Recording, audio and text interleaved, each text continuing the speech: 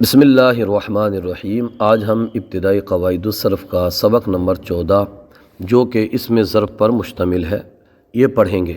سب سے پہلے ہم تعریف پڑھیں گے، اس کے بعد ہم بنانے کا طریقہ، اس کے بعد گردان، پھر ہم مشقی سوالات حل کریں گے۔ توجہ سے پڑھیں گے، انشاءاللہ آپ کے ذہن میں بیٹھ جائے گا۔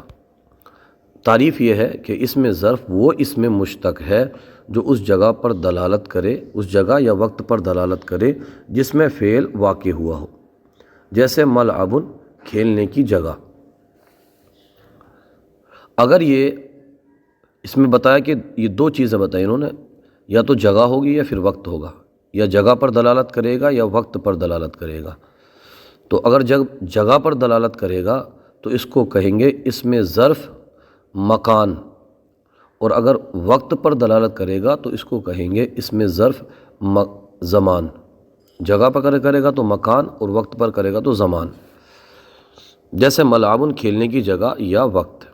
بنانے کا طریقہ یہ ہے کہ یہ تین حرفی یعنی ثلاثی مجرد افعال کے مصدر کو، جو ثلاثی مجرد ہیں تین حرفی ہیں، اس کے افعال کے مصدر کو مفعول یا مفعول کے وزن پر لانے سے بنتا ہے، جیسے نصر سے منصر مدد کرنے کی جگہ یا وقت، اور ضرب سے مضرب مارنے کی جگہ یا وقت۔ تو اس کے دو اوزان ہیں، مفعول یا مفعول۔ تو کب مفعول لانا ہے، کب مفعول لانا ہے، ایک مفصل تفصیل آپ چاہیں تو دراست الصرف میں یا نصاب الصرف میں اس کو دیکھ سکتے ہیں۔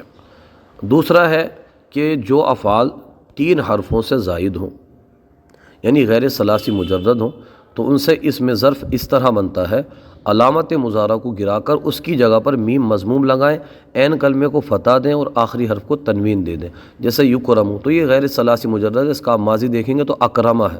یکرم سے مکرم اکرام کرنے کی جگہ یا وقت ہے۔ اگر ثلاثی مجرد ہے تو اس کو مفعول یا مفعول کے وزن پر لائیں گے، اور غیر ثلاثی مجرد ہے تو اس کو یا کو اس کی جگہ پر جو اس کا علامت مضارع ہے یا اس کو حذف کر دیں گے، اس کی جگہ پر میم مضموم لگائیں گے اور عین کلمے کو فتح دیں گے اور آخر کو کیا کریں گے، تنوین دے دیں گے، جیسے یکرم سے مکرم۔ یہ دونوں طریقے ہم نے بتا دیے۔ اب اس کی گردان دیکھتے ہیں۔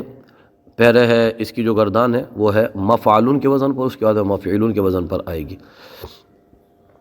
منصر یہ واحد کا صیغہ ہے، مفعول کے وزن پر، معنی ہے مدد کرنے کی ایک جگہ یا وقت۔ اس کا تثنیہ ہے منصران، مفعلان کے وزن پر، مدد کرنے کی دو جگہیں یا دو وقت۔ جمع ہے مناصر، مفاعلوں کے وزن پر، مدد کرنے کی کئی جگہیں کئی وقت۔ تصغیر ہے یعنی جب ہم کسی چیز کو چھوٹا کر کے دکھاتے ہیں یا بناتے ہیں تو اس کو ہم تصغیر کہتے ہیں۔ تو تصغیر ہے منیسر، مفاعل کے وزن پر، مدد کرنے کی ایک تھوڑی جگہ یا وقت۔ اس کے بعد میں پھر مفعول کے وزن پر ہے اس کی گردان، تو وہ دیکھ لیے مجلس، واحد کا صیغہ، مفعول کے وزن پر، بیٹھنے کی ایک جگہ یا وقت۔ اس کا تثنیہ ہے مجلسان، مفعلان کے وزن پر، بیٹھنے کی دو جگہیں یا دو وقت۔ ایک بات اور یاد رکھیے، اس میں تذکیر و تانیث کا مسئلہ نہیں ہوتا، یعنی الگ سے اس کے مؤنث کے صیغوں ایسا نہیں ہوتا اس میں ظرف میں۔ اس کا جمع ہے، آپ جمع دیکھیں گے، مجالس ہے مفاعیل کے وزن پر، مدد کرنے کی کئی جگہ کئی وقت۔ اور تصغیر ہے مجلس، مفاعل کے وزن پر، بیٹھنے کی ایک چھوٹی جگہ یا وقت۔ اب اس سبق کا جو سب سے اہم پارٹ ہے وہ ملاحظہ کیجیے۔ سب سے اہم پارٹ کیا ہے؟ سوالات و تدریبات۔ تو اس کو آپ خود سے حل کرنے کی کوشش کیجیے۔ یہ سوالات اور تدریبات سے ہمیں پتہ لگتا ہے کہ ہمیں کتنا سمجھ آیا، کتنا ہم نے اس کے اندر سیکھا ہے۔ اسم ظرف کی تعریف ما مثال بیان کریں۔ تو اسم ظرف وہ اسم مشتق ہے جو اس جگہ یا وقت پر دلالت کرے جس میں فعل واقع ہوا۔ یہ اس کی مختصر سی تعریف ہے۔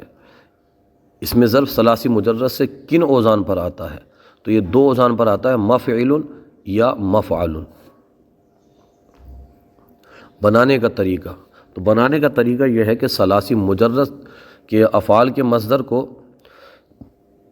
مفعل جیسے نصر سے منصر، یا مفعل جیسے ضرب سے مضرب، اس طرح سے آپ اس کو کریں گے تو یہ بن جائے گا۔ جیسے نصر ہے تو اس کو منصر کر دیں، اور ضرب ہے تو اس کو مضرب کر دیں۔ ان اوزان پر لانے سے یہ بن جاتا ہے۔ اور اگر غیر ثلاثی مجرد ہے، یعنی 3 حرفوں سے زیادہ حروف والے افعال ہیں تو اس سے اس طرح بنتا ہے کہ اس کو علامت مضارع، اس سے فعل مضارع سے بناتے ہیں، اس طرح علامت مضارع کو حذف کر دیتے ہیں، اس کی جگہ پر میم مضموم لگاتے ہیں، عین کلمے کو فتح دیتے ہیں اور آخری حرف پر تنوین لگاتے ہیں، جیسے یکرم سے مکرمن، تو یہ بن جاتا ہے۔ اب یہاں پر بتا رہے ہیں پڑھے گئے قواعد کے مدد سے نمونے کے مطابق درج ذیل کلمات سے اس میں ظرف بنائیں۔ تو دیکھیے پہلا نمونہ ہے، اس کو ہم سمجھ لیتے ہیں، اس کے بعد پھر انشاءاللہ ہم بناتے چلے جائیں گے۔ نمونہ کیا ہے؟ دخولن ہے، دخولن سے مدخلن ہے، دخولن داخل ہونا اور مدخلن داخل ہونے کی جگہ یا وقت ہے۔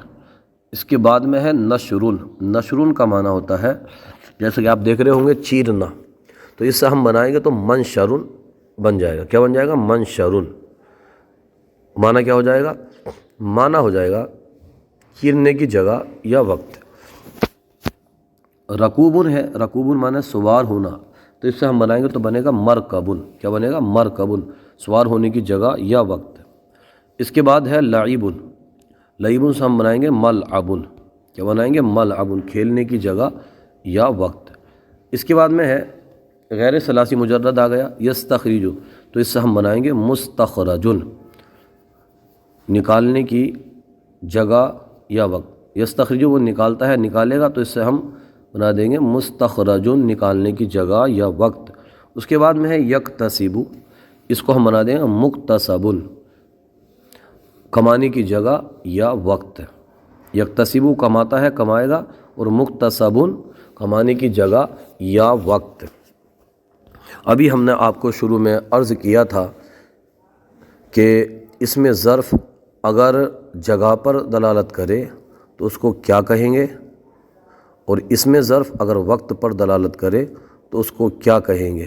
یہ آپ کے لیے آج کا سوال ہے، آپ اس کو کومنٹ باکس میں لکھیے، اس سوال کا جواب دیجیے، اور آج کا یہ ہمارا سلسلہ آپ کو کیسا لگا اس پر بھی اپنی رائے سے ہمیں نوازیے۔ اگر کوئی غلطی ہو تو ہماری اصلاح فرمائیے، اور ہمارے یوٹیوب چینل الحیات اکیڈمی کو ضرور سبسکرائب کیجیے تاکہ آنے والے اسی طرح کے درسی جو ویڈیوز ہیں آپ کو بر وقت پہنچتے رہیں۔